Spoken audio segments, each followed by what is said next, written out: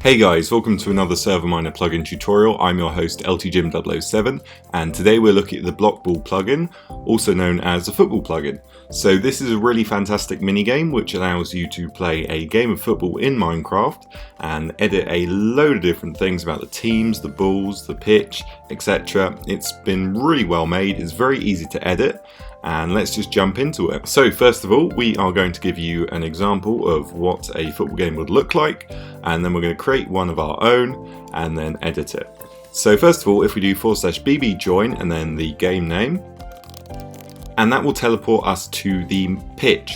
So it will count down and then it will put us on a team, so we're on the blue team, and right in front of us is the red goal, and if we give it a big kick, hopefully, we will get it straight in. So, I've just hit the post, unfortunately. I wasn't very good at football back in the day when I used to play it. And in the World Cup, we didn't win, but we did pretty well. It's coming home.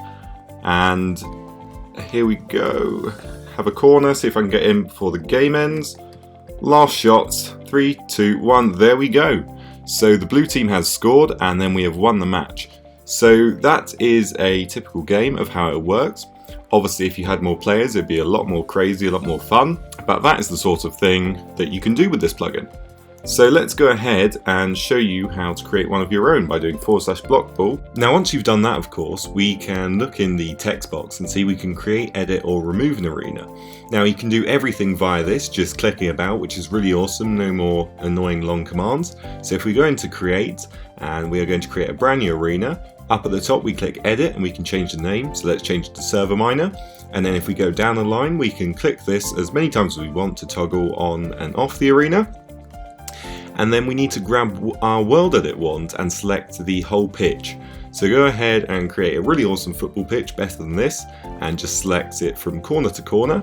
Then you can open back up the text box and we're going to click the world edit, which is in orange, and that will change to some coordinates of the pitch. Once we've done that, we can go ahead and select our goals. So this is the red goal, and then we can click the world edit in orange next to the red goal. Same thing goes for the blue goal. We select all of it, so make sure you make it a few blocks deep so it works, and then select it in the text box, and there we go. Next, we need to set the ball location. So the best thing for this is to go up a couple of blocks to make sure it doesn't get stuck in the ground, and then click save, and once you've done that, you can destroy those blocks, and that is the main part done. Obviously there's so much you can edit, so if we go down at the bottom to settings, there is a ton of different things we can change.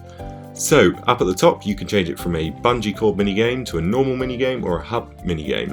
So let's go with a normal minigame, as that is probably my favourite, and then we can edit our general game settings. So you can change the maximum score, you can set the leave location, so let's go to the side of the pitch for that and we can set it here. So you can just click it and that will set the location, it will set the coordinates. You can change the game mode, do you want even teams enabled, yes or no? And then you can change the match and lobby duration to anything you want. So these values are in seconds, so let's set it to 60 seconds and then 5 seconds in the lobby. Then you can set the lobby points, let's just set it here at the side of the pitch, there we go. And then you can even change the remaining player's message, although it looks pretty nice how it is. But if you wanted to change it, you can do that, which is really awesome. Click back and then we can go into the ball settings. So there's quite a few things in here, so you can change the ball size from small to normal if you want. You can change the hitbox size so it's easier to hit, which is pretty cool. So let's go ahead and make it bigger. Do you want to be able to carry it? So this is obviously English football where you don't use your hands, so I'd set that to false. And then if we set rotation to true or false, we can have that. And then you can change things about the strength of kicking, touching and throwing the ball, and how much gravity the ball has, which is really awesome. Then you can change things like particle effects, sounds, which is really cool as well, but obviously you don't need to change these at all. So let's go ahead and click back and back again, and then we can go to our settings, and let's go to Team Red. So you can change each team, you can change the name, the colour, the amount of people on the team, whether you want them to have armour and inventory, their walking speed and their spawn point. So go ahead and set their spawn point on their side of the arena where their goal is. You can change the name, so let's go ahead and change it to England. And you can probably guess what the blue team's going to be if you watch the World Cup. but we are going to go back and then go over to the other side. We're going to set the blue team spawn location. So let's go ahead and go into that. We're going to click it and we're going to change the name to Croatia. So we're going to have a rematch of the World Cup game and hopefully we're going to win this time. So let's go ahead and go back. And there is a few more things you can do. So there are various things like scoreboard, boss bar, and holograms which you can have, which are really cool. Obviously you can change all the information about them here. Let's go back into our arena, and we are going to change something like rewards. So for rewards, you can reward people for winning or even losing a game of football. So you can go into it, you can click which one you want. So let's go for winning. And if we've clicked that, we can go down to the bottom and set a monetary reward. For example, we could set $100 if you win a game. So if we go back into settings, you can have abilities such as double jump. And if you want that on, you can obviously enable it, set cooldown, etc., which is pretty awesome. And then if we go back finally, we can set spectating. So do you want people to be able to spectate? You can set a spawn point for them. So set that anywhere. You can set messages, and obviously you can toggle it on and off as well. Finally, we can add signs. So if we go ahead and go to the side of the pitch where the lobby would be and just pop down some signs, we can set all of these to be at the side of the pitch.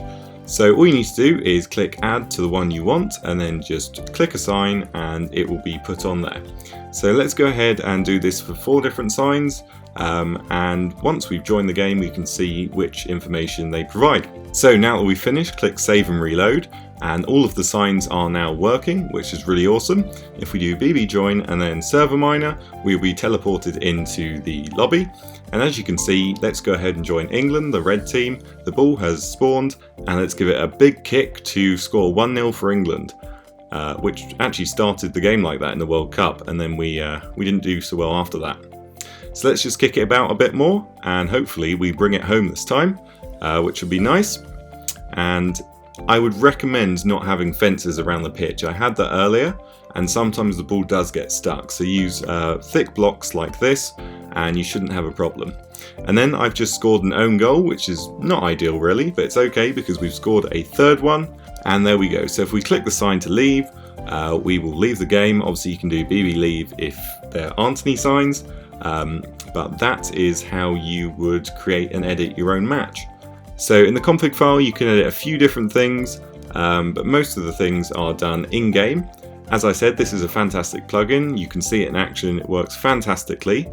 So props to the developer for making this. And that is pretty much everything. So if you want to download this awesome plugin, there'll be a link in the description. If you want a server to host it on, check out ServerMiner.com for the best and cheapest hosting around. And if you want to check out more of my tutorials, there'll be a link in the description too. So subscribe, like, comment, and I'll see you next time.